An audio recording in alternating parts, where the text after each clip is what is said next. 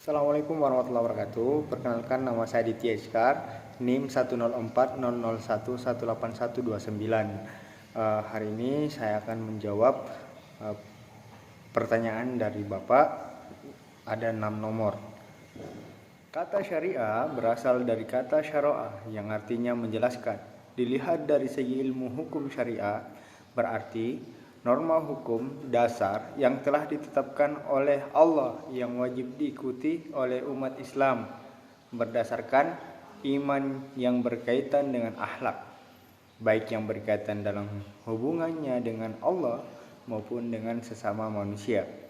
Norma hukum dasar tersebut secara rinci dijelaskan oleh Nabi kita Muhammad SAW. Karena itu, syariat ini terdapat di dalam Al-Quran dan di dalam kitab-kitab hadis, sehingga dapat diambil kesimpulan bahwa syariah merupakan wahyu Allah, dalam hal ini Al-Quran, dan sunnah-sunnah Nabi Muhammad SAW dalam menjalankan kehidupan di dunia ini. Khususnya kita sebagai umat muslim hendaknya hidup dengan selalu memperhatikan dan sesuai syariat Islam yang telah ditentukan. Apabila keluar dari syariat, maka kehidupan yang dijalani terasa akan sia-sia. Selanjutnya yaitu di samping syariah terdapat pula istilah fikih. Fikih secara bahasa berarti al-faham yang artinya pemahaman.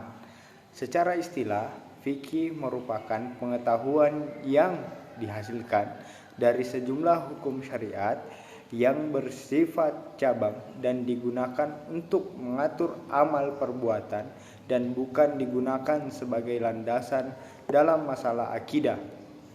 Namun, secara singkat, fikih berarti produk hukum yang dihasilkan. Di dalamnya terdapat pemikiran-pemikiran para ulama mazhab. Ilmu fikih mengatur hukum-hukum syariat.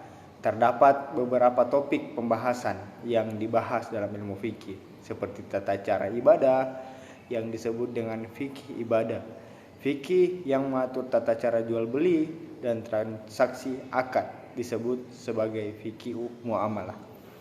Selanjutnya yaitu terdapat pula istilah usul fikih, di mana usul fikih merupakan usul-usul fikih. Secara istilah, usul fikih merupakan ilmu yang membicarakan berbagai ketentuan dan kaidah yang dapat digunakan dalam menggali dan merumuskan hukum syariat Islam dari sumbernya.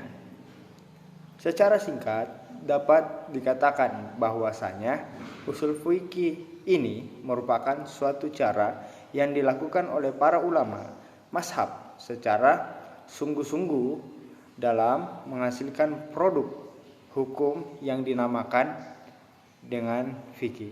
Yang kedua, hubungan antara syariah dengan fikih diibaratkan syariah itu sebagai bahan atau dasar dalam menghasilkan fikih.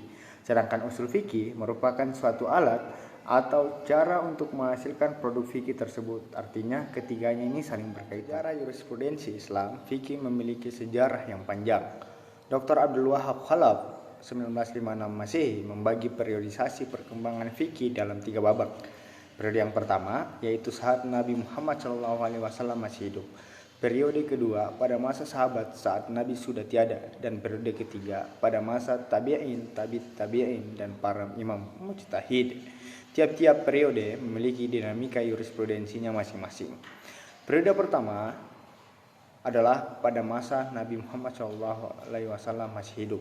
Pada dasarnya, hukum atas suatu perbuatan sudah terbentuk sejak zaman Rasulullah. Sejak pertama kali Islam itu hadir, karena Islam sendiri sejak awal sudah bermuatan akidah, akhlak, dan hukum atas perbuatan manusia. Pada periode ini, Rasulullah yang menjadi satu-satunya rujukan fatwa umat Islam.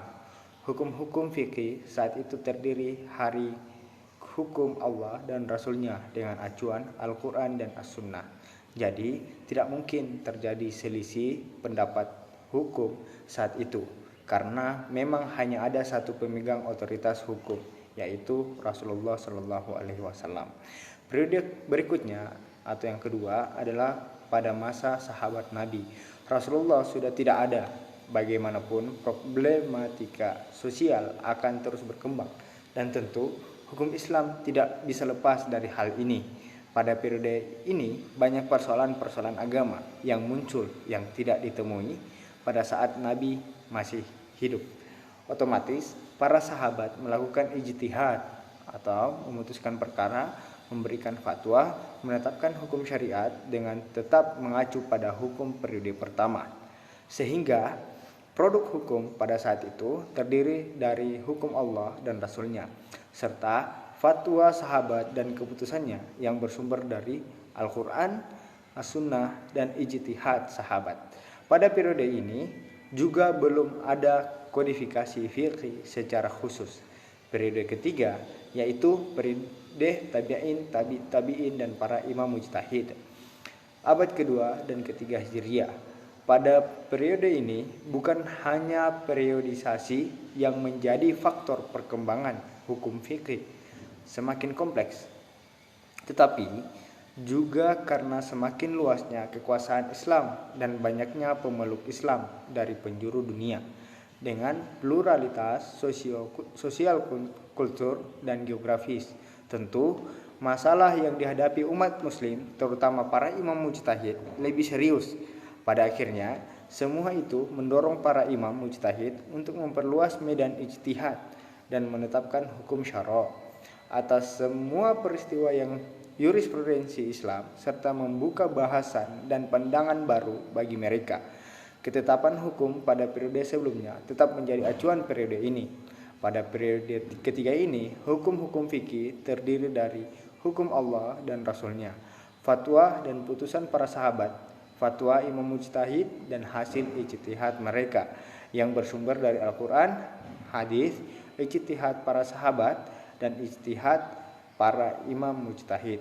Barulah pada periode ini terjadi kodifikasi hukum Islam yang dipelopori oleh Imam Malik bin Anas di 795 Masehi dalam kitabnya yang berjudul Al-Muwatta atas permintaan Khalifah Al-Mansur 775 Masehi atau Khalifah kedua Bani Abbasiyah. Kitab ini berisi hadis-hadis dan fatwa para sahabat, tabi'in serta tabi'in yang valid atau sahih menurut Imam Malik. Kitab ini dijadikan landasan hukum fikih oleh penduduk Hijaz berikutnya.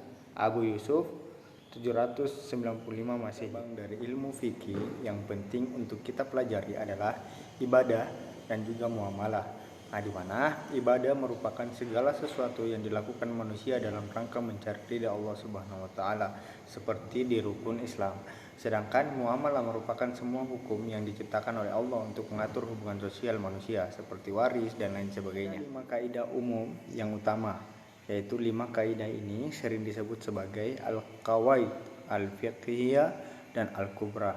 5 kaidah fikih tersebut adalah: yang pertama, perkara tergantung tujuannya; yang kedua, keyakinan tidak bisa dihilangkan dengan keraguan; terus yang ketiga, kesempitan mendatangkan kemudahan; yang keempat, kemudaratan hendaknya dihilangkan; dan yang kelima, adat atau kebiasaan bisa menjadi landasan hukum. Fikih dapat memberikan jalan kebahagiaan di dunia dan akhirat. Fikih juga bisa menciptakan iklim sosial, politik, perburuhan, lingkungan, dan aspek kehidupan lainnya yang baik, karena fikih menghendaki adanya kemaslahatan dan menghindari mudarat.